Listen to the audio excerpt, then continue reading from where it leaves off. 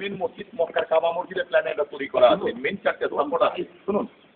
দু সাইডে দুটো পিলার আছে, কর্নারে দুটো আছে। 1897 সালে ভূমিকম্পে মসজিদের উপরে দেখুন দু সাইডে দুটো গম্বুজ হচ্ছে, মিডিলে আরো তিনটে ছিল, ভাঙা ভেঙে গেছে। যাচ্ছি পরে আমি দেখাবো। নিচে দেখুন এক একটা সাপোর্টের পরপরই একটা করে ঘর আছে ভেতরে। এগুলো হচ্ছে আপনার টোটাল মসজিদ হচ্ছে আন্ডারগ্রাউন্ড সিস্টেম।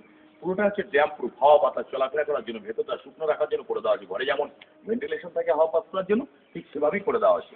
আর দেখুন পুরো ওয়ালে গায়ে প্রত্যেকটা দেওয়ালের মধ্যখানে এরকম একটা করে খোপ রয়েছে। মসজিদটা তৈরি হয়েছে আজ থেকে প্রায় 300 বছর হলো। তখন কিন্তু কোনো লাইটের ব্যবস্থা ছিল না বলে এখানে প্রদীপ জ্বালানো হতো।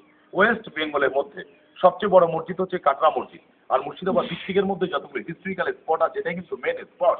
আমাদের এই জেলার নাম মুর্শিদাবাদ ডিস্ট্রিক্টের আগের নাম ছিল মাকসুদাবাদ। আবার মুর্শিদকুলি খান নামেই পরবর্তী পুরো ডিস্ট্রিক্টের নাম হচ্ছে মুর্শিদাবাদ। ইনি ছিলেন বাংলা, বিহার, উড়িষ্যার প্রথম নবাব মুর্শিদকুলি খান।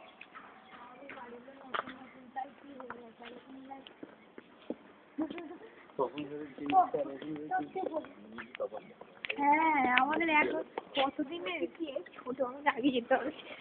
কেন? না আরে তোমরা উঠছো কোথায় বাবু?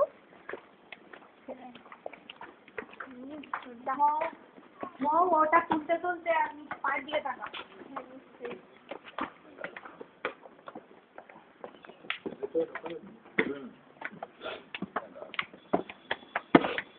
সবকিছু দেখবেন আমি শিক্ষিত ভদ্রলোকের জন্য লেখাটাই যথেষ্ট। কোথাও কিছু লেখা নেই আপনারা একটা মসজিদে যে দাঁড়িয়ে দাঁড়িয়ে পড়বেন। পায়ে নিচে দেখুন ছোট ছোট পাতলা পাতলা ক্যাসেটের মতন সাইজের এটাকে বলা হয় বাংলাই। সরকারি কাজে স্পেশাল অর্ডার দিয়ে এগুলো তৈরি করতে হয়। মুর্শিদাবাদ ডিস্ট্রিক্টে শুধুমাত্র কাটরামতি ইটটা পাবেন, অন্য কোথাও নেই।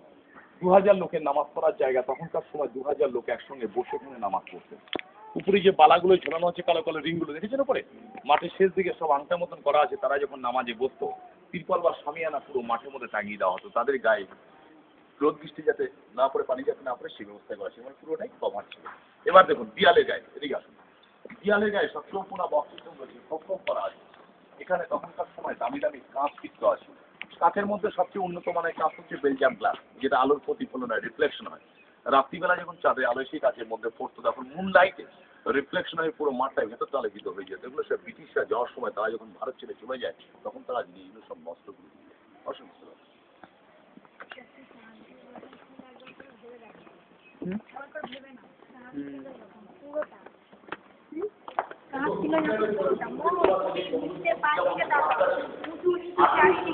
সালে ভূমিকম্প 3টে গম্বুজ ভেঙে যায়। টোটাল ছিল 5টা, বাকি আছে 2টো।